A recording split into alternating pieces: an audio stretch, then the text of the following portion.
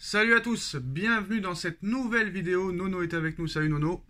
Salut Sacha. Alors Nono, dernier match de championnat dimanche à Montpellier avant cette trêve internationale. Les choses très sérieuses vont reprendre le 31 mars. Un déplacement à Marseille qui est en pleine bourre en ce moment pour ce classico. Les demi-finales de Coupe de France, les quarts de finale de Ligue des Champions, tirage au sort demain. On connaîtra l'adversaire du Paris Saint-Germain pour ces quarts de finale de Ligue des Champions. L'Inter de Milan, hier, à la surprise générale, a été éliminé, l'un des favoris de la compétition. Donc voilà, les choses sérieuses vont commencer, Nono, mais quoi qu'il en soit, le Paris Saint-Germain prépare déjà l'avenir pour la saison prochaine, que ce soit pour le remplacement de Mbappé, mais aussi en défense et au milieu de terrain, Marquinhos et Skriniar seraient sur le départ. Alors, pour les remplacer, plusieurs noms, mais apparemment la priorité, c'est un des joueurs à la mode en Espagne depuis plusieurs semaines. Pau Cubarsí, 17 ans, s'est fait une place qui n'est pas prêt de laisser filer dans le 11 titulaire de Xavi. Mardi soir, face à Naples en Ligue des Champions, il a pu montrer l'étendue de son talent et de ses qualités de défenseur à l'Europe entière, étant notamment nommé homme du match par l'UEFA. Il a aussi remporté 100% de ses duels contre les joueurs offensifs napolitains, et ce alors qu'il avait du joli monde quand même face à lui. Il n'en fallait pas plus pour provoquer une enflammade générale, mais à Barcelone, on aurait presque préféré que la prestation de l'adolescent passe inaperçue, et pour cause, sa situation contractuelle est très compliquée. Comme l'explique le quotidien Révélo, le joueur a ainsi une clause libératoire très très basse, situé entre 10 et 15 millions d'euros. Un véritable cadeau pour les autres gros clubs européens, au vu du potentiel montré par le Catalan. Et comme l'indique aujourd'hui Sport, le Paris Saint-Germain se penche justement sur Cubarsí. Un émissaire du Paris Saint-Germain l'a ainsi supervisé lors de ce match face à Naples. Lamine Yamal a aussi été observé par ce même membre de la cellule de recrutement du PSG. Pour rappel, Paris est intéressé aussi par Lamine Yamal. On parlait d'une offre de 200 millions il y a quelques jours. Alors que l'intérêt parisien pour la pépite de la Roja avait déjà filtré dans la presse espagnole la semaine dernière, sauf que l'attaquant a une clause libératoire d'1 milliard d'euros qui place les Barcelonais en position de force face aux Parisiens pour Lamine Yamal. Mais contrairement avec ce qui se passe avec Cubarsí, là, 10-15 millions d'euros, c'est très intéressant. Le média espagnol précise que le Paris Saint-Germain veut profiter des soucis financiers catalans, ainsi que de la masse salariale qui sera libérée par le départ de Kylian Mbappé pour piocher du côté du Barça. Frenkie de Jong est aussi sur la liste pour les milieux de terrain sur la liste du Paris Saint-Germain. Il est aussi sur la liste des joueurs ciblés par Campos et les dirigeants, sans être une priorité pour autant. Et toujours selon la presse catalane, mais clairement le Barça peut trembler parce que 10 à 15 millions d'euros c'est cadeau. Et tant qu'il n'aura pas signé vraiment un contrat pro, cette clause restera entre 10 et 15 millions d'euros. Est-ce que le Paris Saint-Germain doit recruter Pau Cubarsí, Nono, ou est-ce qu'on en fait trop pour une simple bonne prestation?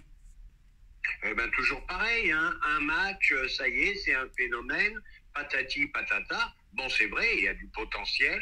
Bon, à ce prix-là, aujourd'hui, t'as plus rien, t'as même pas un joueur de national. Donc oui, pourquoi pas, faut y aller. Mais la piste de Jong, par contre, me plaît bien.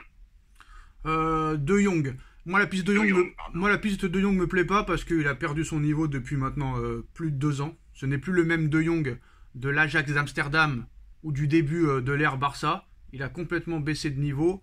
Et en plus, on a vu que sans lui, le Barça s'en est très bien sorti contre Naples. Moi, De Jong au milieu, je n'aime pas. Moi, je préférais un Kimmich ou un Bruno Guimaraes ou ce genre de milieu-là qui sont assez polyvalents, Nono, plutôt qu'un joueur comme De Jong qui vraiment traîne des pieds depuis maintenant plusieurs années. Ça fait plusieurs années que le Barça va mal, donc lui va mal également, c'est normal. Bon, tu verras qu'en quart de finale, il sera titulaire. Voilà, c'est tout ce que je peux dire. S'il revient de blessure. Mais moi, De Jong, en tout cas, j'en veux pas. Je préfère des pistes comme Kimmich ou comme Bruno Guimaraes ou d'autres joueurs qui sont meilleurs que De Jong à l'heure actuelle pour moi. Et Nono, ça l'a prouvé en plus de ça parce que le Barça n'avait pas passé les poules depuis plus de 2 ans. Et là, sans lui, ils sont passés en quart de finale. Et tout le milieu de terrain barcelonais était blessé en plus de ça. Que ce soit Pedri, Gavi, De Jong, il n'était pas là contre Naples. Et le milieu de terrain, très clairement, a performé contre le Napoli, Nono. Des fois, le football est bizarre. L'équipe 2, ben, ça va mieux que l'équipe 1, on ne sait pas pourquoi. Bon, les deux prodiges espagnols, il ne faut pas leur tirer dessus.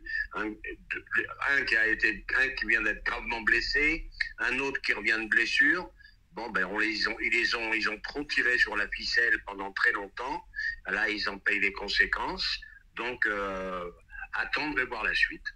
Alors, le PSG veut casser sa tirelire pour le milieu de terrain, pour la défense centrale, mais aussi pour le remplacement de Kylian Mbappé. Le PSG veut casser sa tirelire pour le remplaçant de Kylian. Alors, une bombe fait la une partout en Angleterre aujourd'hui. Le club de la capitale française est à la recherche du successeur de Kylian Mbappé qui va rejoindre normalement le Real Madrid libre à la fin de saison. Et les Parisiens ont ciblé une star de Manchester United, Marcus Rashford. Le Daily Star rapporte sur sa couverture que le Paris Saint-Germain a intensifié ses efforts pour remplacer Mbappé. Paris veut tirer Rashford. Voilà le titre du Daily Star aujourd'hui. Le club parisien aurait même proposé une première offre à Manchester United à hauteur de 80 millions d'euros, même plus, 80 millions d'euros de livres, donc soit plus de 93 millions d'euros. Reste à savoir si le Paris Saint-Germain arrivera à tenter Marcus Rashford de quitter United, qui valorise l'attaquant à plus de 100 millions de livres, soit près de 115 millions d'euros, d'autant que Rashford a une relation très tendue avec son coach Erik ten Hag, écrit le tabloïd, mais cette nouvelle fait le tour d'Angleterre à l'image du Daily Mirror aussi, qui confirme et qui s'enflamme et se moque un petit peu aussi du PSG avec ce titre. Marque de triomphe, au lieu de dire Marcus Rashford, marque de triomphe, en référence au célèbre monument parisien. De son côté, le Daily Express estime que le Paris Saint-Germain vise Rashford, donc tous les médias anglais le confirment, pour remplacer Mbappé, et est prêt à faire des folies pour s'attacher la star anglaise. Bon, réponse cet été, mais le club de la capitale française travaille d'arrache-pied pour se trouver une nouvelle idole. Alors Nono, je sais pas si tu es d'accord avec moi, déjà j'avais dit que comment il s'appelle, que Osimhen, à ce prix-là, j'en voulais pas. Et Marcus Rashford à 115 millions, encore moins. C'est beaucoup trop cher pour ce qu'il monte sur le terrain. Je suis désolé de le dire. Marcus Rashford, 100 millions d'euros, c'est hors de prix. Je ne sais même pas comment le PSG déjà peut tenter d'offrir 93 millions d'euros. Pareil pour Raphaël Leao, 130 millions, ça ne les vaut pas. 93 millions d'euros pour Marcus Rashford, Nono, qui enchaîne les blessures, qui est très irrégulier. Est-ce que c'est vraiment une info ou une intox? Je ne sais pas si c'est une info ou une intox. Tout ce que je peux dire, c'est que c'est très très cher par rapport à ce qu'il montre cette année et l'année dernière. C'est très très cher. Au niveau statistique, c'est pas exceptionnel. Bon, c'est vrai, grand talent, mais irrégulier. Malheureusement, c'est le football d'aujourd'hui. Des joueurs, on va dire, deuxième chapeau, je m'excuse de l'expression, parce que c'est en dessous de Mbappé quand même, et malgré tout, il faut sortir sans patate. Et là, ça devient un problème dans le football. Parce que j'ai vu Osimhen, j'étais un peu déçu aussi. Leao, je reste sur la réserve. Il n'y en a pas tant que ça, des très très grands joueurs. C'est pour ça que je vous ai dit, en plus, non seulement ce n'est pas l'équivalent de Mbappé, tous ces joueurs cités, mais en plus de ça, ils coûtent très très très cher. Ils ne valent pas leur prix. Et encore, Rashford, c'est le moins cher de tous, parce que Osimhen, il est évalué à 130, Raphaël Leao à 130. Voilà, le moins cher, en vrai, ce serait Haaland, mais apparemment, pas de nouvelles pour Haaland, on verra ce qui se passera. Mais moi, Marcus Rashford, je dis non, parce que joueur très irrégulier, beaucoup de blessures qui s'enchaînent, donc pour moi, c'est un grand non. Et pour toi, Nono? C'est un non aussi, malgré qu'il peut te faire 2-3 prestations exceptionnelles, mais c'est trop irrégulier. Pour moi, ça a le même profil un peu que Dembélé, et nous, il nous faut un mec qui marque des buts. Malheureusement, Ramos ne marque pas de but, Kolo Muani ne marque pas de but, Barcola en marque très peu, il n'y a que Mbappé qui marque beaucoup de buts, donc il faut trouver un buteur. Pour moi, il ne faut pas trouver un joueur de côté, il faut trouver un véritable buteur, quitte à vendre Kolo Muani et Ramos. Voilà les postos, c'est la fin de cette vidéo. Dites-nous en commentaire ce que vous en pensez, on like, on partage, on commente, on s'abonne, et on se retrouve très vite pour une nouvelle vidéo. Merci Nono, merci à tous. Tchuss. Merci Sacha.